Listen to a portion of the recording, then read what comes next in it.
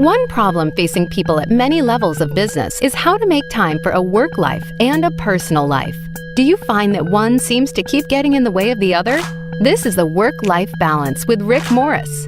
Even if you're not involved in the business world, you'll have a lot to gain by tuning in to today's show. Now, here is your host, Rick Morris. And welcome to another edition, the pre-4th of July edition here of the Work-Life Balance. So excited to have you guys along. I can't believe it's Friday already. Had one of those weeks where, we're in transit and travel, and you kind of wake up and Friday's here. So excited to be here. As a reminder, next week we will not be live, as that's Daddy Camp. If you don't know what Daddy Camp is, you can research that on one of our past shows. And while we're speaking of one of our past shows, I announced that Todd Neslany, who was on our show twice now, and that we developed a relationship with, is now made it to the top 10 of the John Maxwell Leadership Team Awards. So we're so excited to have Todd along with that. He and I have been exchanging emails. He's such a genuine person, and probably one of the best educational minds that I've ever met. So we're so excited to have nominated him, and now he's made it to the top 10. So we feel pretty cool about that. So we're going to get right into today's show because I'm so excited to have this guy. He's one of the coolest people I know. And not only that, but extremely inspirational at the same time.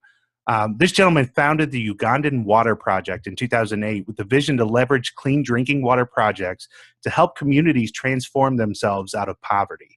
Now, the organization has completed more than 430 major projects serving more than 150,000 people across Uganda. And under his leadership, this team has achieved innovative improvements to standardized practices in water, sanitation, and hygiene projects, resulting in a set of solutions recognized as among the best in class in Uganda. And over the past decade, he has accumulated a proven combination of strategic skills and experience throughout his work in East Africa, and is now pivoting it to add practical value to teams and individuals hungry to overcome persistent obstacles and maximize opportunities to achieve their mission. Now, I was at a John Maxwell team event and was hosting the first time I think he was hosting the mastermind night, and this gentleman sat down at my table. And we had an instant connection, and it's just been fostered since then. So I'm so excited to have him on the show. Let's welcome James Harrington to the show. James, how's it going, man? Hey, Rick, it's good. It's great to be here. Thanks for having me. And see, for the people that are visually watching the show, they can see you're one of the coolest people I know. I mean, you can rock a T-shirt pretty good. I don't know. I'm going to go ahead and be uncomfortable here and just say I've got a man crush on you, and I think I think the world of you, dude. And I'm so excited that you're going to spend the next hour with us. So, announce yourself a little bit more. Introduce yourself a little bit more to the audience, though. Yeah. Hey, everyone. It's good to be here. Like Rick said, I have one of the greatest jobs in the world. I get to lead the Ugandan Water Project. And if you're wondering what that is, it's just as cool as you would imagine. The work we do is hard, but it is amazing. And I am so glad to be able to share some of that with you today. And so we were talking, we were talking here in pre-show, I've been raving about my Costa Rica experience, and that's been one of the most downloaded shows that we did. I just did one called My Experience with Transformation Costa Rica. Because it was one of the first times where I really felt my purpose and my passion were connected. And when I look at you, and we talked so much when we were at the John Maxwell team event, I feel like that's what you've got kicking. And so this isn't even really work. I mean, it's got all this stuff of work, but when your passion and your purpose meet, then it really takes a kind of a life of its own. Is that true? Yeah, absolutely. And it's a real gift to be able to spend every day working in something that has that collision of passion and purpose. And it really does. If you find something that you love to do, then you'll never work a day in your life. And I get to experience that every day. Now, it does, given the theme of your show, the work-life balance, it does bring some challenges when you love what you do, how to strike that balance. But it is so good knowing that when I go to bed at night, I know that what I did today mattered and that I believe in it. And I wake up knowing that I believe in what I'm about to head into again. Well, let's pivot on that for a second, because the way you said it, I think it was perfect. A lot of people ask me, or I hear people say there's no such thing as a work-life balance. And I also hear people say, that's just a myth or whatever. I think it's until you really match and do what you're doing work-life balance, it doesn't exist because it's fluid and fluent, because your life is your work is your life, and everything else kind of just falls in between. Is that fair? Yeah, I think, Rick, to be honest, most of us have the wrong picture when we think about work-life balance. We picture a scale, right? The scales of justice, so to speak, and we're trying to even it out.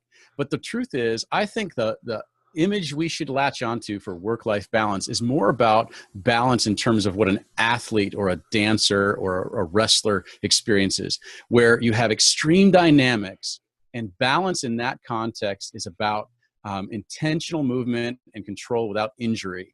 And I think that's a better image of the lives we live. Very dynamic, very fluid, and yet balance is about how you move with intentionality without damaging parts of your life. Does that make sense? Absolutely. Yeah. And it also, even though I'm on vacation next week, explains why I'm going to get up and work on Saturday morning.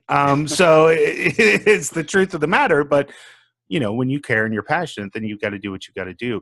Tell me, how did this whole Ugandan Water Project start? I mean, you didn't come out of school going, you know what, I think I'm going to start a nonprofit that gives clean water to Uganda. So, I mean, help me with how you got here. Yeah, no, absolutely. I actually, in 2007, in May of 2007, I crashed a barbecue.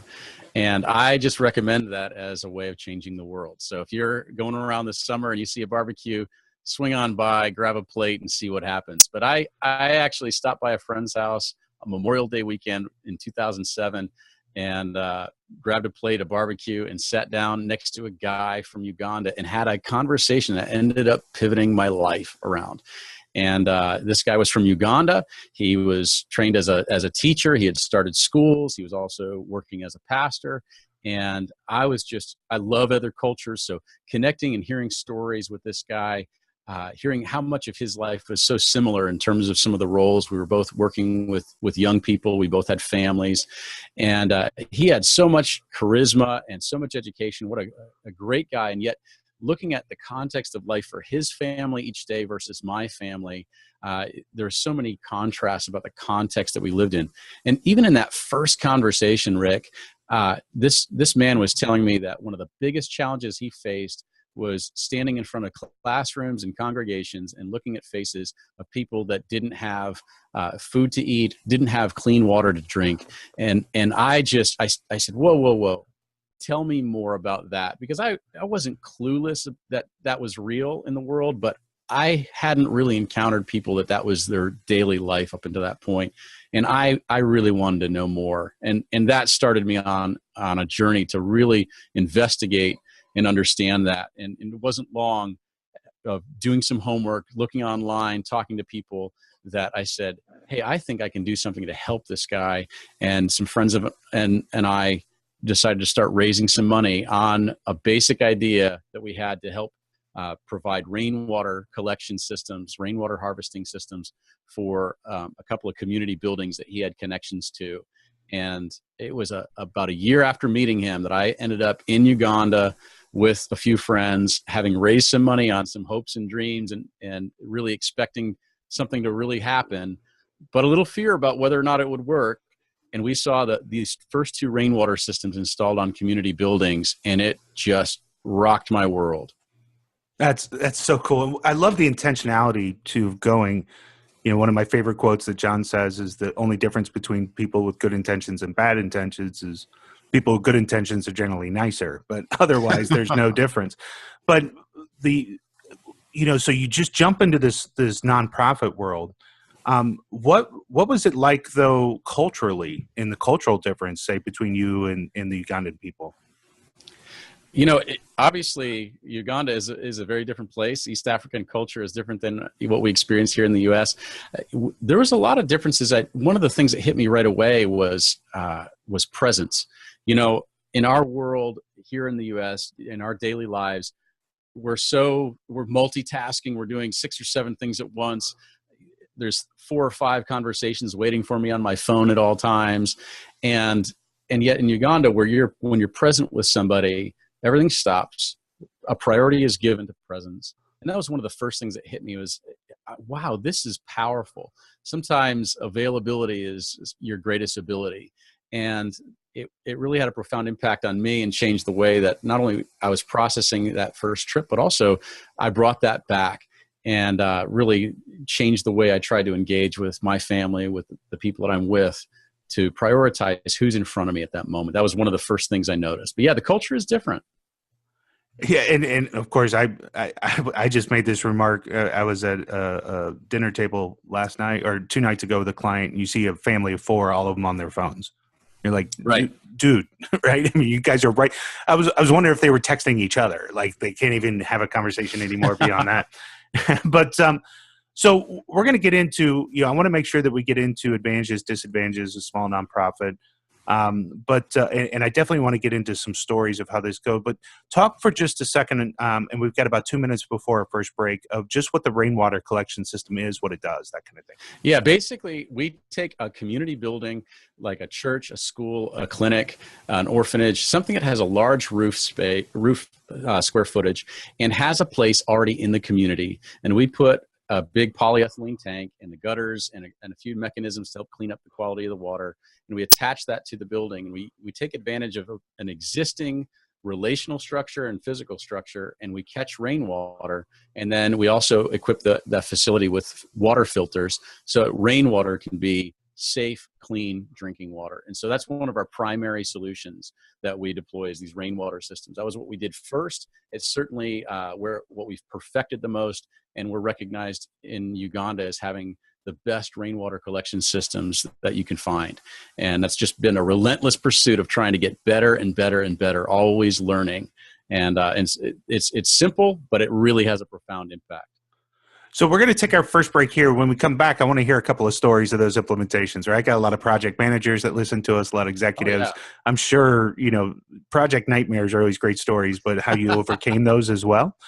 So I'd love to get into those right when we get after the break, but we'll be right back with James Harrington. You're listening to Rick Morris and the Work-Life Balance, visiting with James Harrington. He founded the Ugandan Water Project, and we were just talking about your rainwater collection systems. But tell me a story. Give me a project story of getting one of those in, or just any story of transformation out of Uganda. Yeah, absolutely. So I remember one of the first schools we worked with was Kalwe Primary School.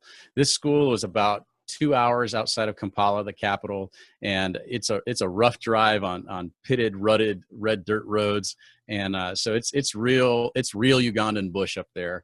And I remember the first day we drove to that school, they knew that we were coming to bring a rainwater system, and when we pulled up, we could see even before we got to the school, literally the students were lining the road, and they had branches, and they're like shouting and jumping, and they're waving branches. And I looked at our driver and I said, it's almost like the president's here or some famous person. And he looked at us and said, do you realize what the impact you're going to have in this community? This is a big deal. And we got out and we realized that these students' lives were going to change. Now, at the time, that school had about 200 students, and it was a school with a lot of teachers that believed in it, but it was a struggling school. And we installed a rainwater system there, and we went on to install 2 others as it continued to grow, because once that clean water source came to that school, students began to come, and parents would enroll new students. And over the years that we've worked with them, they now went from 200 students to 500 students. The school director, Paul Cheyune, actually just came to the U.S. A month ago and was able to travel with me, and he was telling me that they're now one of the top 5 schools in their district. And he said, one of the biggest catalysts for change, really, it all started when we brought those rainwater systems. And it just is amazing when you realize that absenteeism drops, enrollment goes up, the gender balance of more girls being able to go to school, all these things just go up and to the right when clean water comes to the school. And it was an amazing thing to be part of. And we continue to go back and stay in relationship with Kalwe Primary School. It would be really exciting, and I know you're looking at that, but I already want to fast forward 10 years, right, and see right the success stories of the kids and that kind of stuff that's coming through that. I know that's a driver. Logistically, it's got to be difficult to get the materials you need, get everything shipped down there. I mean, you had to figure all that stuff out, though, as a business owner, didn't you? Yeah, absolutely. My background was I was a road and tour manager for a band. And so I was used to handling logistics, the combination of logistics and relationships, right? It's the nuts and bolts and the people who are turning the nuts and bolts. And so project managers out there certainly understand all of that. It's really an orchestration of all these moving parts. And you're working in Africa. So the truth is, we don't have a lot of options for materials we're going to use. There's not a lot of standardization. You can't always count on quality. You're often making decisions from 7,000 miles away. It's a challenge. Absolutely. And to find good people that you can rely on as well. Absolutely. It's always, you're only ever as good as the team that you've got working for you. But I would imagine with all those logistics, all the shipping, even having to go to Uganda, that's still easier work than trying to be a road and tour manager. we had that discussion. It can be tough. I'll tell you, it can be a thankless job when you're slinging gear and sleeping under in a truck and under a stage. Yeah. So no, I do like this work a lot, and in some ways it's not all that different. But yeah, that was a tough life for sure. Eating ketchup packets because that's all we could afford. Not that I ever did that. I don't know what you're talking about. The thing that blows me away about what you do and everything that we're talking about is almost the nonchalance of how we're talking about clean water. Right. And so I want the audience to really take and soak that in for a second, that like if we go somewhere and there's not water bottles, or it's just how easily accessible clean water is to us. But if anybody's ever gone through a rough patch where their water was turned off, what was the 4 days like that occurred, or there was a water main break or something of that sort, and then try to put yourself into your child growing up, going to school now, and don't have access to that. Talk about that for a moment. Yeah, we really are blessed in our country to have such stable water systems. But the reality is, most families have to wake up long before the sun and send somebody to walk over an hour to get clean water, period. And often the water they're getting out of a swamp or out of a stream or a pond, and it's not safe to drink, but they still have to walk over an hour to get it and carry it back. It's heavy. We're talking about toil every single day. And then you have to go fetch wood to boil that water. Once you boil it, you have to wait for it to cool because there's no refrigeration. And this is the life that you live every single day.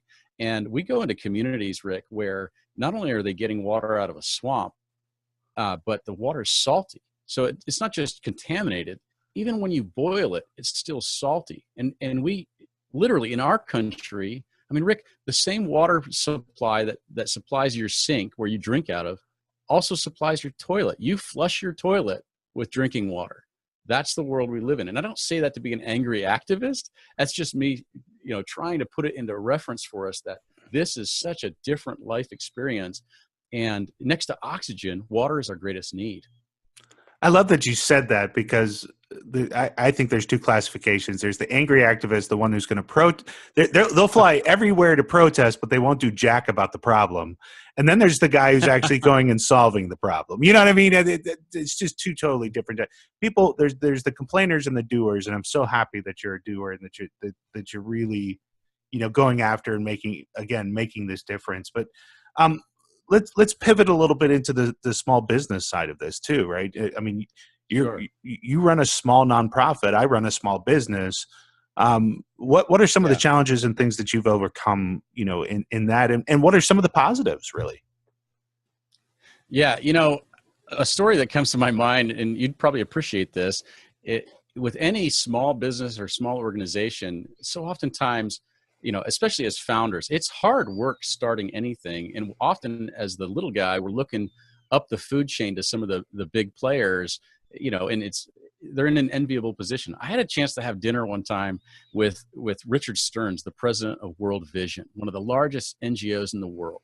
And I had a chance to ask him a question that I had thought really hard about. Like, if I only get a chance to ask him one good question, what is it? And I said, hey, Richard Stearns, if, so often I sit at, my fence looking at how green your grass is, but I know enough about life to know that there's probably some things that I should be turning around and looking at my own yard and revaluing and giving more credit to. So what is it that you, as the big guy, sit in your yard at your fence and gaze in my direction and say, oh, I wish I had that, in our organization? Basically, how do I not take for granted the smallness? And he had 3 quick responses to what he said he envies about small organizations. First one he said is, how long does it take to get consensus in your organization? He is at 2, maybe 3 phone calls. He said, for us, it's 2 to 3 months. And so there's no agility. And that's a real challenge. He said, the other thing is, he said, who's watching when you fail? He is, because everybody's watching when I fail. And at the time, they had just been in the news for an HR policy change, and everyone was crucifying him on either side. And he said, you guys can experiment and fail forward, and you could take big risks. And if you fall down, you can get back up again. He goes, it's so hard to do that when you're the big guy. And then lastly, he said, I bet you really envy, the fact that we raise at the time $1 billion in the US every year. And I'm like, yeah. He goes, well, that means I have to raise $3 million every day, and I didn't do it today. Wow. Yeah. And so it just helped me to say, value the agility you have when you're small, value the experimentation and the ability to really try new things and experiment and innovate, and then recognize that with big growth comes a big demand. And so be grateful for all of the different things that come with, as he said, you're not small, you're boutique. No, and I actually built myself, but it's interesting because I run a consulting firm, and I've got 2 major competitors in my world. One of them's huge, and each year, and we both support a common partner. And each year, that partner comes to me and says, "Well, why aren't you expanding?" And I was like, well, do you like that company? And they go, well, we like them, but we hate that we run into them so much. And I was like, well, if I get their size, I'm going to have to compete directly with you. And that's not something I want to do. If I stay small, then we can complement each other. I go big, I've got more families to feed. I'm going to have to crush and get deals that maybe you don't want me to go get, right? That you guys want to kind of hold to yourself. So, but it's interesting in that, because everybody thinks that when you start the business, the goal is to get to X amount, right? But it really isn't. So with that, when it comes to fundraising, let me actually take a step back on that. When it comes to you as a leader, what are you finding the most difficult to divide your time between, wishes and needs, right? In that scenario? Yeah. So, in terms of the different roles I play, is that what you're saying? Yeah. Also, just, how do you have to focus your time to be most efficient? Because, you wear 11 hats at the organization. Exactly. I think one of the hardest things is going between the present and the future. So the present operations, what's happening today, what does my team need, what are the operational challenges in today's workflow, and then recognizing ultimately, I'm the only one that's thinking and having to live in the future. Where's the organization going? What do we need a year or 2 years or 3 years from now? And so it does feel like, time travel, and it can be a little bit, whiplash when you're trying to jump from operations to strategic planning. And so that's probably been the biggest challenge of managing a small team in an organization that is, aggressive, innovative, and moving forward fast, is snapping back and forth between, we see shows about that on television, what happens when you keep leaping through time. Yeah. Some days I feel like, I'm disintegrating because part of me is in the future and part of me is in the present. Well, we're going to take our next break right here. And when we come back, we've got really something exciting that we want to talk to you about. When you come back to the Work-Life Balance and visit more with James Harrington, you're listening to Rick Moore. And we're back to the Work-Life Balance with our third segment with the founder of the Ugandan Water Project, James Harrington. So, James, talk to me. So you go install a rain system, but I mean, like, what does that cost? And do you have to charge anything to the country of Uganda? How does that work? Sure. Yeah. So we do several different kinds of solutions, but we've been talking about these rainwater systems for schools. And a system like that, we're talking about a 10,000 liter tank and all of the different pieces that go with it and the filters. That's $3,600. And we are an organization that's chosen to really lean into grassroots fundraising. We believe that the values of our communities here in the U.S. and the families and individuals and businesses can be leveraged to make tremendous change in communities in Uganda. And so we raise money the old-fashioned way. We talk to people, tell stories, and ask them to join us in an adventure and a dream that is worth it. And we do ask the local communities who receive these to make some simple contributions themselves towards like stone and sand and bricks, materials that are found in their communities. But a majority of what we're doing requires outside funding, and we do that right through just connections like this in our communities. So essentially, for that community, right? They really, other than materials and some labor, but they want to. It's really no cost to them. It's 100% donated to them. Yeah, I mean, I will point out we always require some skin in the game because it makes sense. Yeah, they help to create, but a majority of the cost has to be carried still by outside partners like us. Yeah, it's like having a free webinar. If you charge them for lunch, at least you'll know they'll show up. Versus, you know what I mean? They totally get that part. But so just to be clear, $3,600 all in, and you can impact a school just like the story you told in the previous segment. Absolutely. We can provide, 250 students at a school can receive a water system that'll provide for them and last 20, 25 years for $3,600. It's really a profound impact when you figure out how much it, per year per student. You're talking pennies. It's amazing. So you're firing me up here, and listen, I've been doing the show for 3 years. We've had tremendous guests. I don't think I've ever done this, but I want to do something that we've just, we've never done on the show. But it's inspiring me because $3,600 based on even if any of the listeners that listen every month, if everybody gave $1, we can get $3,600 and have I just want my logo on it, but they'll get a work-life balance rainwater system but really to impact generation after generation. I mean, we're talking about 3-4 generations that we can impact by doing this. Is that correct? That's absolutely true. And Rick, it's really fitting because you're talking about work-life balance, and what better way to live that out than taking what we earn through our work and taking it and putting it into the values of our life by sacrificially giving and the generosity and compassion that's expressed by giving water and giving life in a very practical way for a school in Uganda. And I can tell you, I get hit up by people all the time for money, and you don't know where it's going. This one just has a different feel. It just does. I mean, again, imagine yourself for 2 days without water and access to clean water. And that's for $10, if everybody right now threw $10 in that was listening, I mean, again, 700, 800 kids, plus their families, obviously, but 700, 800 kids could solve a situation that we take for granted. Am I saying that right? Absolutely. And here's the truth. We work fast. We feel a sense of urgency. So the truth is, from the point that we receive the funding and we fund the project, we have that system installed within 30 to 60 days because we believe that it's important for the people. So there's very little between you and I on a microphone right now and our listeners that are joining us. There's very little between this conversation and actually making a difference for the lives of those students. We work fast and we work very simply and very direct. So I'll tell you what, I'm going to double up the commitment.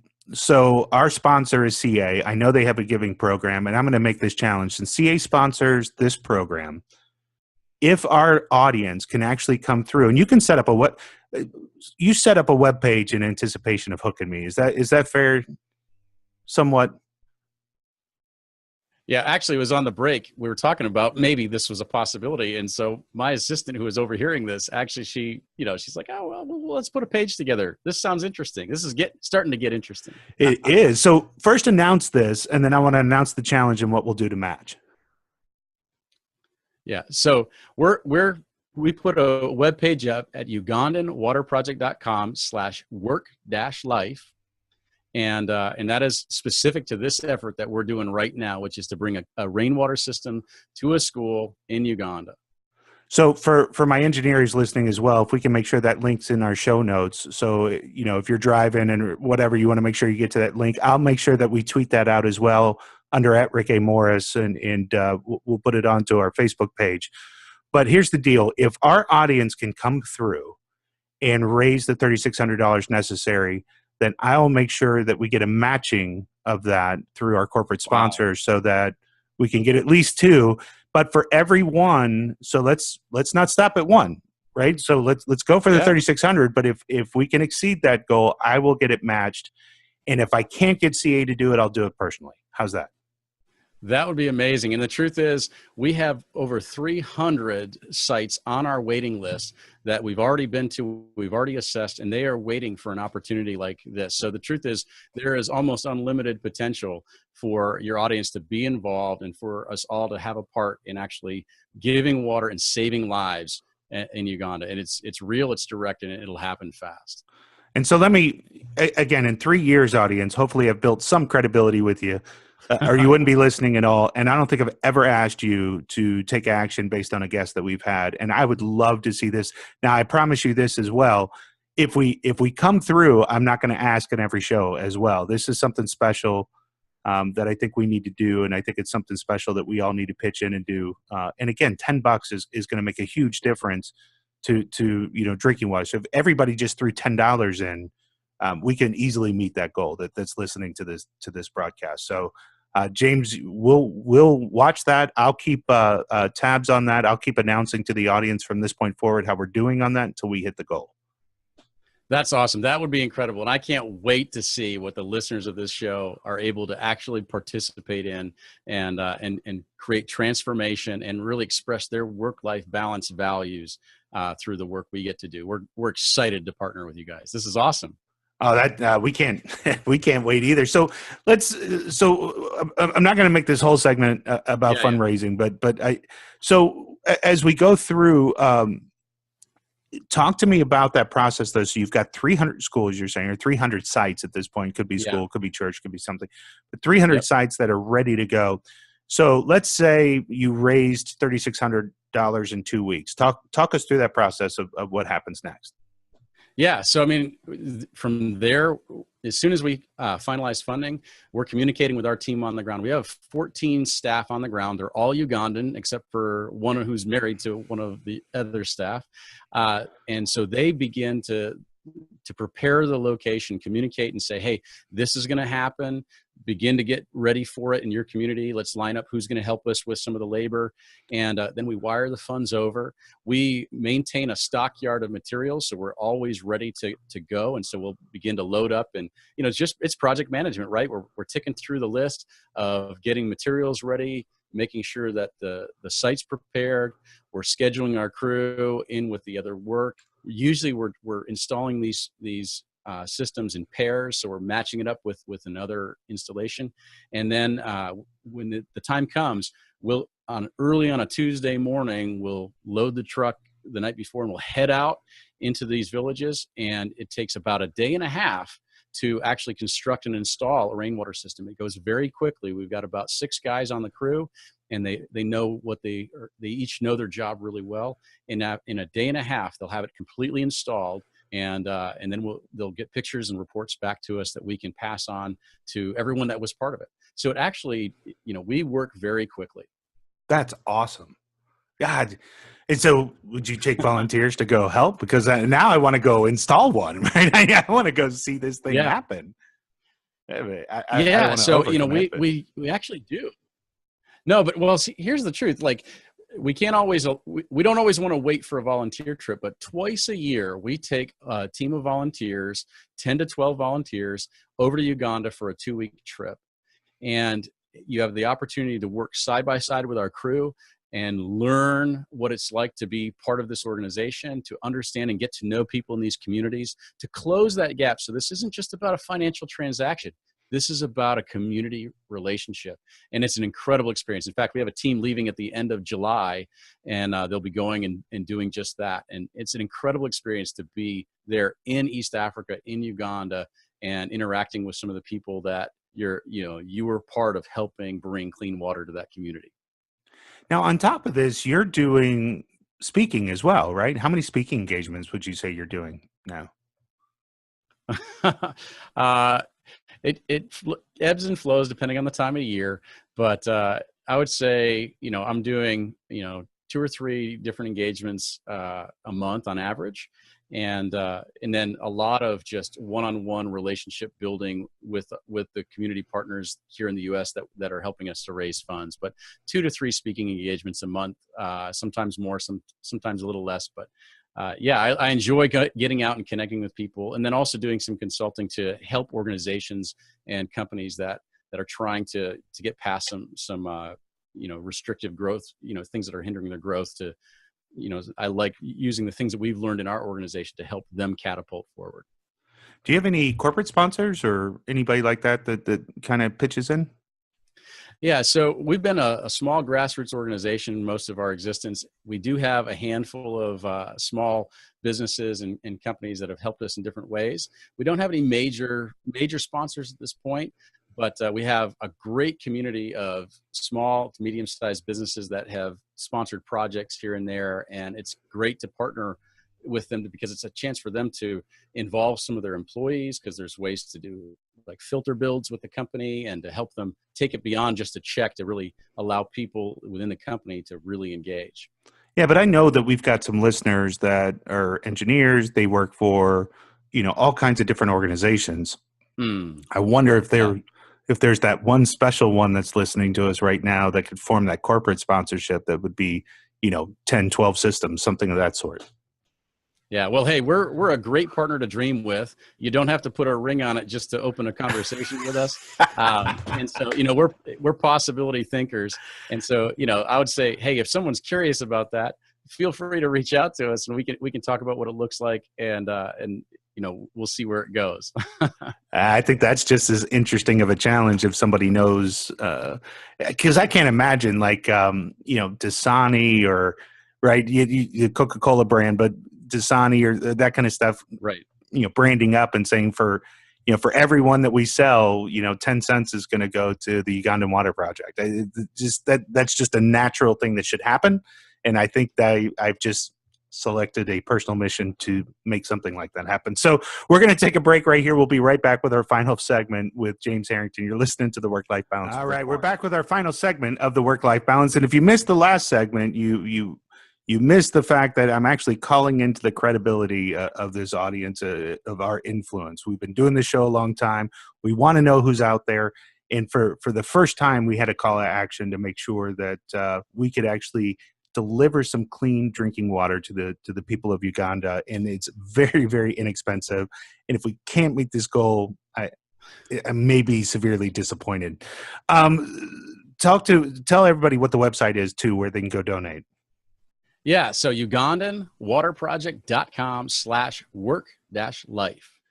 And that's how you can go right to that campaign page. This is specifically for this audience. It's going to be great to see everyone's response. Yeah, so excited. So please help us out, and don't make me look like a complete 100% failure as a radio show host. That would be fantastic. But again, we will go find corporate sponsors to match whatever this audience gives. And if I can't find corporate sponsors to do that, I can sign up to match it personally. So we are going to double whatever it is that you guys bring in to help out. And again, impact generation after generation of the Ugandan people, which I think is fantastic. James, how do people get in touch with you, though, to find out more? In fact, the person that just figured out how to wrangle Dasani into donating to you, how do they get in touch with you? Yeah. So certainly you can go to our website, UgandanWaterProject.com, and contact information is there. You can also email us at info@UgandanWaterProject.com, or you can find us on Facebook or Twitter. We're really easy to find at Ugandan Water. And so certainly, there's all kinds of ways. We make it really easy to find us, and we'd love to hear from you. Outstanding. So one of the questions we ask every guest, right, is what is some of the greatest advice you've ever received? Yeah, I think especially because I face the challenge of serving as a leader of a cross-cultural organization, one of the best pieces of advice I got was, at very best, you'll never know and you'll never see more than half the situation. And so that advice really positioned me from a place of humility to recognize that there's a cultural fog, that I'm only coming from one perspective. And so I have to really partner with my team in Uganda and really assume that in every situation, there's something I'm missing. If something goes wrong and I'm upset, or it seems like a deadline's being missed, or it might look like one thing from this side, but I need to assume that there's a whole nother perspective that could have cultural significance or local intelligence. And so you have to live in a place of just really restricted response, because you have to assume that, hey, there's a whole lot more than usual that I can't see. Does that make sense? That is beautiful. I mean, incredibly beautiful. I love even just the first way that you stated that, right? I only, no matter how good I am, I can only see half. And Right. I think that's fantastically said. Especially as, people are going in to design a solution, solve a problem, Right. right? Just status meetings for that matter. Yeah. Recognizing that you're only providing 50% of it, right? And a very funny story recently that wraps it up was I got a text message from my team with a picture of our truck on its side in a ditch. And I was like, oh my gosh, what happened to the truck? And the response I got back was cow. And I realized, I'm like thinking, how in the world do these guys, ditch our truck because a cow is in the road? Like, we've got a big rack on the front, like, hit the cow, we'll buy the guy another cow. And when I basically responded like that, I was like, why did we ruin the truck for a cow? They said, well, when you hit a cow, you have to not just pay for the cow, but you have to pay for every cow that cow could have fathered or mothered. Wow. So it could be astronomical. They said, well, a little body work on the truck is really not that big of a deal compared to all those cows. And I was like, oh, I never thought of that. Well, and now we've turned off anybody who loves cows since you just advocated no, I'm just teasing. But no, but that's true. It's right. Seeing the other side of the story, seeing the other half. I think that's a great, yeah.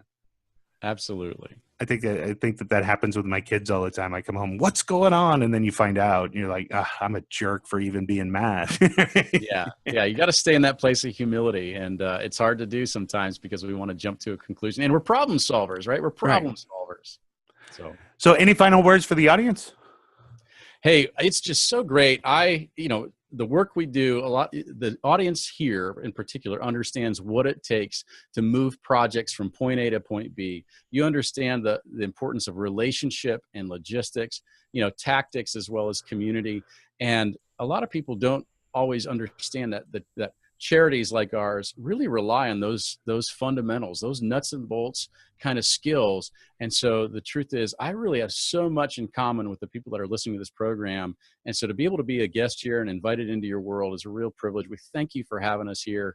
On behalf of the people in Uganda and our team at the Ugandan Water Project, I just want to say thanks, Rick, because I love your heart. I love the passion that you have for being a bridge builder, and even the way you have, taken the leap and laid it on the line to mobilize this audience to say, hey, let's do more than listen.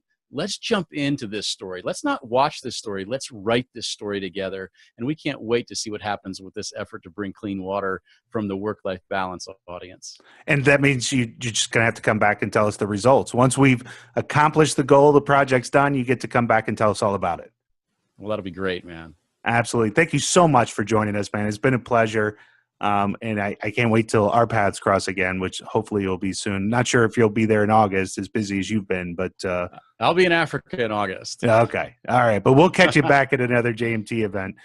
Speaking of that, right, for those of you that are still interested in trying to figure out the John Maxwell team and why we talk about it, hopefully you're starting to get an understanding of the caliber of people that you have access to beyond just the incredible training and all that kind of stuff. What I stay into this team for is to meet people like James, to be part of that story, and to continue to meet people who inspire me on a daily basis. And quite frankly, are better than me on a daily basis. And the only way I feel like I can become better as an individual in all phases of my life, spiritually, as a leader, as a family person, whatever, is to learn from these people. And they're so giving. They're so wonderful. So if you're interested, you can always hit me up at Rick A. Morris. I can get you more information on the John Maxwell team.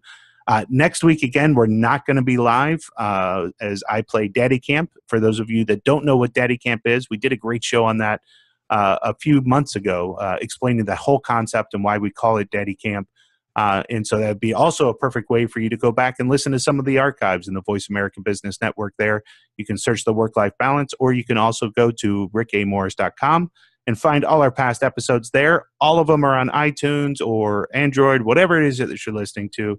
But make sure that you stay with us. We're certainly appreciative of your time and listening. And now we get to see what kind of action we pull out of this too, because I would love for this to be over by the time half of you are listening to this on download, that we've already gotten our first one. We're working on our second one. That would be such a great challenge. And I'm just going to hope and pray that that's what we do. So James, thank you, brother. And for the rest of the audience, we will talk to you 2 Fridays from now, right here on the Voice America Business Network. You've been listening to Rick Morris. We'll talk to you next time. Thank you for joining us this week. The Work-Life Balance with Rick Morris can be heard live every Friday at 2 p.m. Pacific Time and 5 p.m. Eastern Time on the Voice America Business Channel. Now that the weekend is here, it's time to rethink your priorities and enjoy it. We'll see you on our next show.